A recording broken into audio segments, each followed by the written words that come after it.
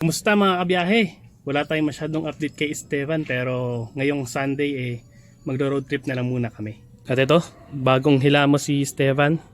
Pinaliguan natin siya nung Friday. Kaya kahit papaano malinis-linis siya. At syempre, pasalamat tayo kay Ship Vlogs para sa binigay niyang Kotse Max na panlinis. Car shampoo, premium. Ayos na ayos. Maraming salamat kay Coach Max. Kotse Max pa. Kotse Max ba yun o Coach Max? Kotse Max. And kay Ship Vlogs. Binigyan niya tayo ng shampoo. Alright. Ayos, ang linis oh. Bumili rin tayo ng camping chair. Mamaya bago matapos ang video, ipapakita ko sa inyo ang upuan pati ang table. Ayan, kaya ngayon, ready na ulit kami magbiyahe papunta ng Tagaytay. At medyo buryong nga kami sa bahay dahil buong linggo wala naman kaming gala. Kaya ngayong Sunday na to napagdesisyon na namin na mamasyal muna at tingnan ng mga tanawin sa Tagaytay. At syempre dadaan tayo sa karaniwang dinadaanan natin sa Aguinaldo Highway at Calax.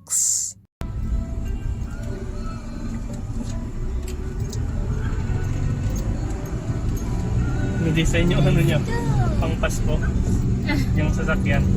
Asan po? Sa likod yung ano, kotse. Parang reindeer yung ano. Oo nga, ang cute. At kung madalas kang dumaan dito sa Palapala, sa may stoplight, sa Aguinaldo Highway, lagi kang madadaan dito sa sobrang traffic. Kita mo yung nasa kaliwa oh. Mga papuntang SM or dediretso papuntang Tagaytay. Pero meron kami pinagbabawal na technique dito na tinatawag. Kaya kumanang kami dito sa actually papuntang General Trias to eh. Pero hindi tayo aabot doon. Dito lang tayo sa may paliko ng Robinsons Supermarket Mall, di ba? Yan, ang technique diyan. Kakaliwa ka diyan. So pag kaliwa mong ganyan, almost U-turn, dire-diretso ka lang diyan. Stebang lang sa Tapos, pag medyo nakaahon ka sa may bandang unahan, kakanan ka naman ngayon. Kaya kami dumadaan dito kasi napakatagal ng stoplight dun sa may Palapala. Dahil umaabot na almost 3 minutes yun per stoplight. So mag-aantay ka ng 3 minutes pa dun. Pag dumiretso ka dito, kahit pa paano mababawasan yung 3 minutes na matagal na yun, diba? Kaysa nakatenga ka dun kanina sa may pila ng traffic. Ayan, pagpasok mo dito, Robinson na to. Dire-diretso lang yan. Pagdating mo dyan sa dulo sa may taas, kakanan ka na. Yun na yun. Kaya kung madalas kang dumaan dito, naiintindihan mo yung dinaanan ko. Okay, continue na tayo ng biyahe. Dito naman sa part na to, malapit na tayo sa may daan papuntang Calax, Cavite, Laguna Expressway. Dito kami madalas dumaan kapag tatagaytay loop kami. Ayan. Kakaliwa na tayo dito. Muntik pa tayo abutan ng stoplight oh. Nag-yellow na. Buti nandun na tayo sa loob. Okay. Daan tayo may toll gate. Hala, toll gate. Diba expressway yan? Pwede ba minivan dyan? Yes, pwede po ang mga minivan sa expressway. Kahit hindi siya ganun kabilis, pasok pa rin naman siya. At pinapayagan pa rin naman siya sa expressway. Yun nga lang, syempre kailangan natin maintain ang speed na depende kasi sa speed limit or speed minimum ng expressway. Pero karaniwan, ang minimum dyan is mga 60 kilometers per hour. Kaya pag medyo paahon, medyo mabagal ang takbo ni Esteban Umaabot na mga 40 lang or 50.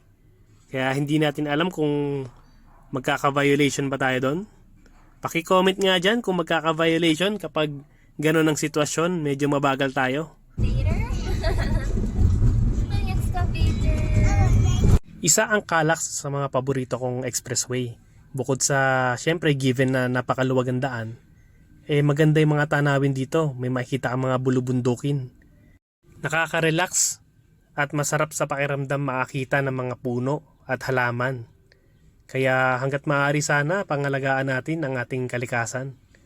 Syempre, isa rin yan sa mga nagpaparelax talaga sa atin lalo na sa daan. Kayo ba?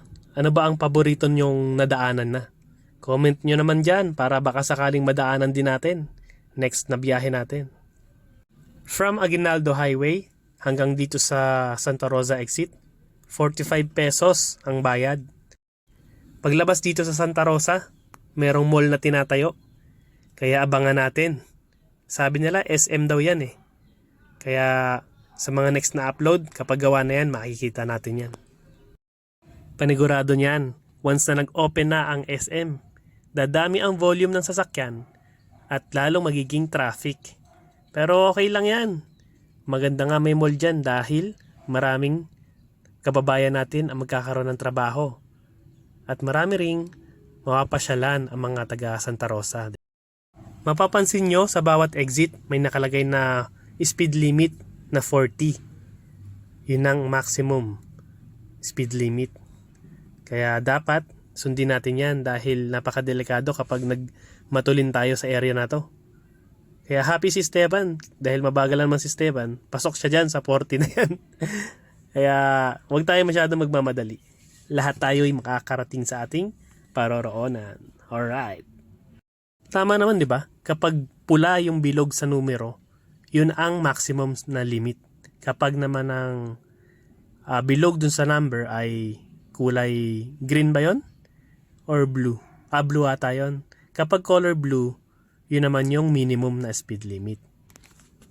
Dito na yung sinasabi ko na ginagawang mall sa paglabas natin dito sa may Santa Rosa. Pag kumaliwa ka dyan sa stoplight na yan, papunta ng Nuvali na yan.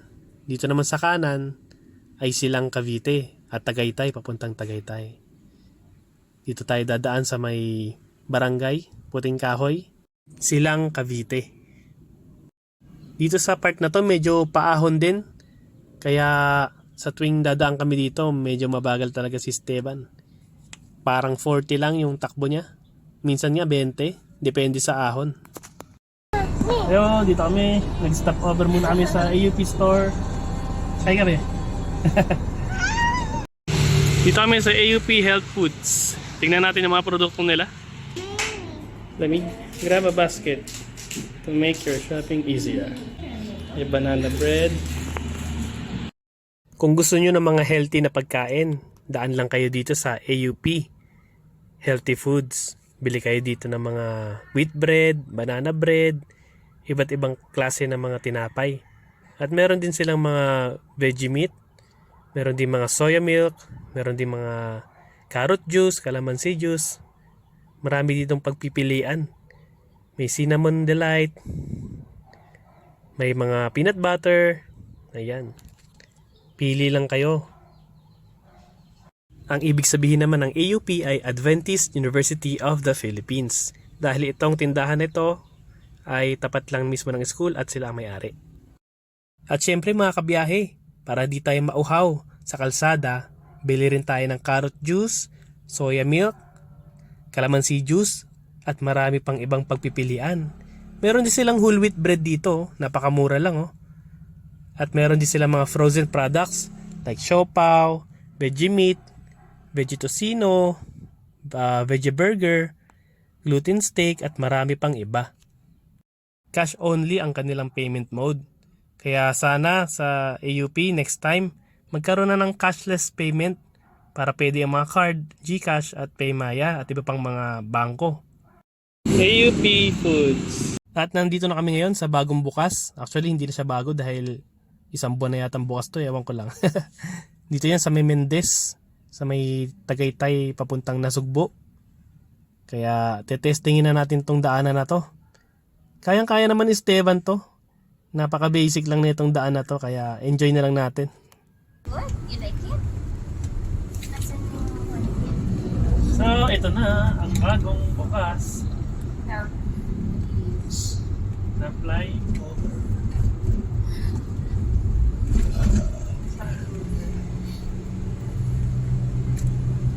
Yeah. Ganda rin view dito, mami. Ay, ganon.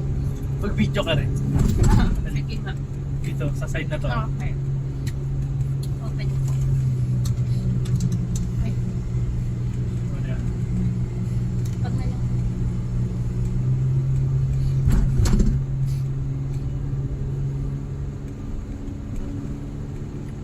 Wow. Ay,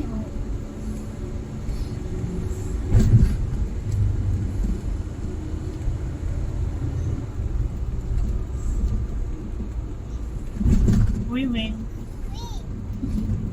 Yeah, okay, Wing. Husay din ng bridge. Ayun lang. Ganda ng view. Daan. Okay. That's the end of the road. Dito madalas na traffic, no? Okay. Kaya man. Okay. Okay, hold on. Wait for mommy.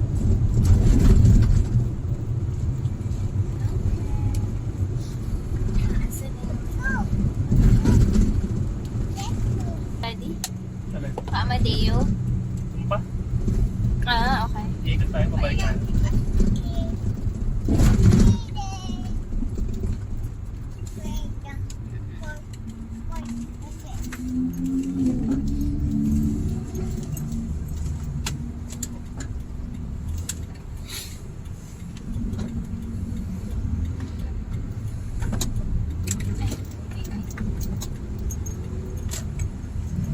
Tampa ulit tayo na. Ito lang. At ito, bumalik pa ulit kami dahil pauwi naman na kami. Kasi pag dumiretso pa kami doon, nasugbo na yun eh. Itong daan na to, babaybayin namin, dire-diretso lang hanggang sa makarating kami doon sa may paliko, papunta ng Amadeo. Napagdesisyonan kasi namin na doon na lang dumaan.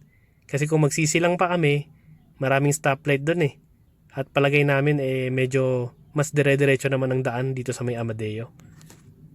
Dito sa part na to, madaming madadaanan ng mga sikat na lugar katulad ng Sky Ranch, ang Mushroom Burger at iba pang mga hotels dito sa Tagaytay.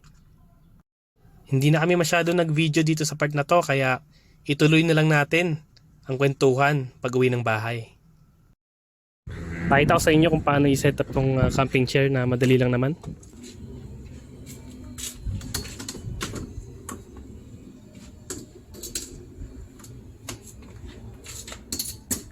Ganda rin ang quality nito. Shoutout sa WT ano to? HB ba yan? Outdoor. Ganda ng kulay. Bagay na bagay kay Esteban. Halos same ng color. Kung di ako nagkakamali, up to 100 kilograms ang kaya niyang bigat. Kinaya naman ako. 74 kilograms ako pag busog. Kaya, pero alalay pa rin sa pag-upo.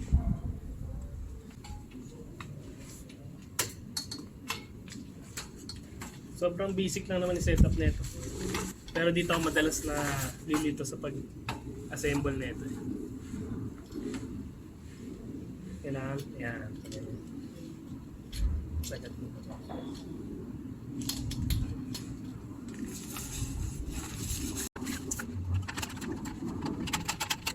Meron siya parang lock dito. Ito. Parang i-clip mo lang na ganyan. Ayan, dyan. Yan, maglalak na yan. So, dyan sa apat na yan. Isa pa dito. Ayos na.